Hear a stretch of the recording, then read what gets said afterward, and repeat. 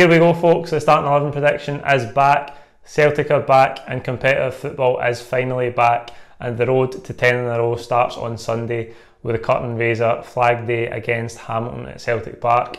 Obviously, it's the first competitive game with no supporters. We know it will be behind closed doors. We've seen a couple of friendlies like that already, so that will be different for us. But I'm absolutely buzzing to see the team back in competitive action finally after 5 months. It's been such a long wait, and I think I speak for us all when I say such a huge void not having Celtic in these last 4 or 5 months. So it's good to get that form of normality back, even if we can't be there in the stadium to see it live.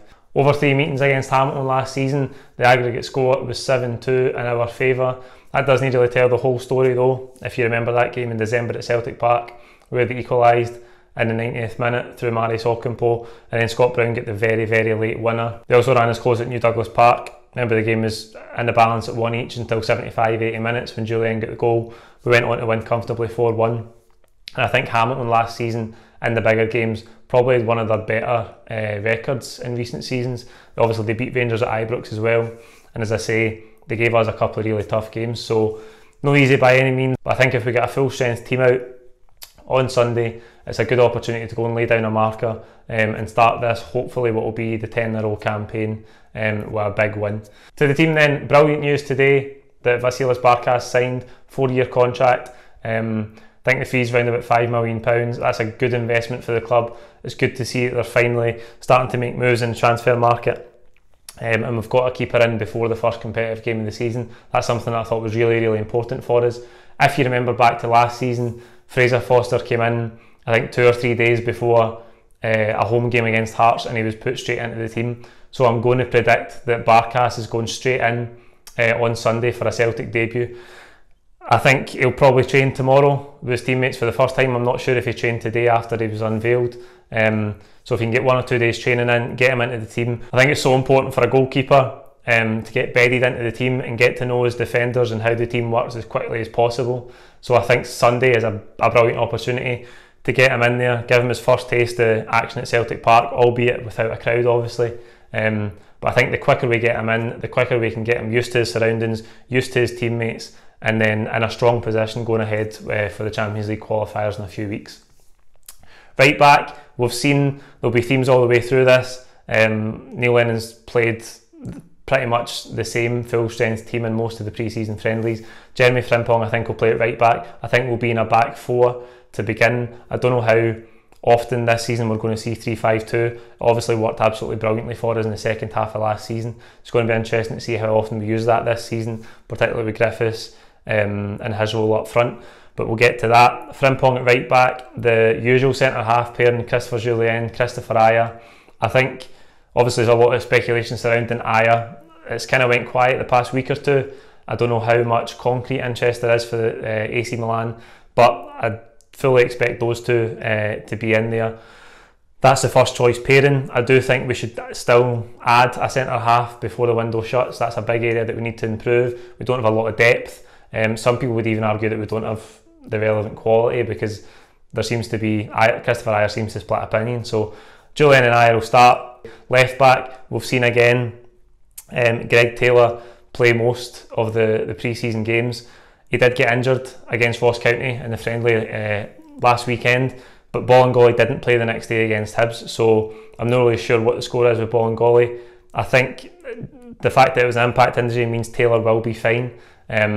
I think Neil Lennon said he'd be back to training maybe Wednesday, Thursday, and I think he should be fine to start this game. So it'll be Taylor left back. That's another area again that a lot of people are debating about whether we've got enough quality there. Bolingoli's failed to impress most people, and some people are still unsure about Taylor's ability to be that first choice left back long term. But that'll be the back 4. In front of them, Scott Brown. Again, a lot of debate about his role in the team as the years go by, but he's the captain. So important to have his experience in the team in this massive season, where the pressure's going to be even higher than it has been the past couple of years. So he'll be there. Alongside him, Callum McGregor.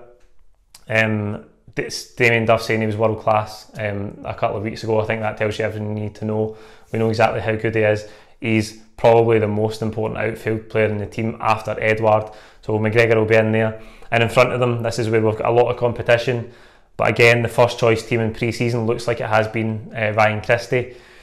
Olivier Ntcham is someone who a lot of fans think that he should be in that starting 11, regardless of who plays, regardless of what three it is. A lot of people think Olivier Ntcham should be first choice. I think we'll start this game with Ryan Christie. We've obviously got Tom Rogic in contention as well. He's had some fitness issues we know of in recent months and recent seasons, so I don't think there's any chance of Rogic starting, but I do expect Christie to start. We've got a lot of competition in there. We'll definitely see Ntcham at some point in this game. I don't think there's any doubt about that. On the right hand side, James Forrest, splits opinion, but if he can put up the numbers that he's been putting up these last few seasons, he's going to be a vital player for us this season, a massive player. So he'll be on the right hand side. On the left hand side, the other summer signing, Mohamed El Younousi, continuing his loan spell for Southampton last season. He's been my standout player throughout all of the pre-season games. I think he looks really fit, he looks sharp. I think if we can keep him fit this whole season, he's going to be massive. And some of you are probably already fed up with me saying that, because I've said it a few times already. But if he can stay fit, he's going to be a huge player for us this season. And leading the line, Odsonne Edouard. Some murmurings about him the past few days, blown out of all proportion, as it usually is in the tabloid clickbait media, about how he didn't look interested against Ross County. Obviously, we've been linked with strikers. Ayeti deal looks like it might be off now. Ivan Toney at Peterborough. There's been so many striker links, and people are starting to worry if that means Edouard is maybe on his way out. I don't think it does mean that. He's definitely going to be leading the line on Sunday. And I tell you, if we keep him, he is the man to fire us 10 in a row. I know that, you know that, everybody else knows it. He's the most important player in the team, and he will lead the line on Sunday. Obviously, the news confirmed today as well that we can now use 5 subs. This rules came in since the pandemic happened. We can now put 9 players on the bench, and we can use 5 of them at 3 different intervals in the game. So that will help us. I think you can look at it for the other side and say it's unfair in the smaller teams, because Celtic have got a much bigger squad. You've seen it down south with the big clubs down there. They've got such depth and quality. They can bring all these brilliant players off the bench as the game goes on. But that's a benefit for us, and I think that will really help us, particularly in these early games when some guys who are on the bench are still trying to get up to speed. We'll be able to bring them on and give them a lot more minutes than we usually would. And having 9 subs on the bench might mean that some of the younger guys in the team will get more first team experience this season, which is huge. Guys like Karim Dembele, who I know a lot of us want to see more often this season, Scott Robertson, guys like that. So that will help us. I think we'll see Griffiths at some point in the game off the bench.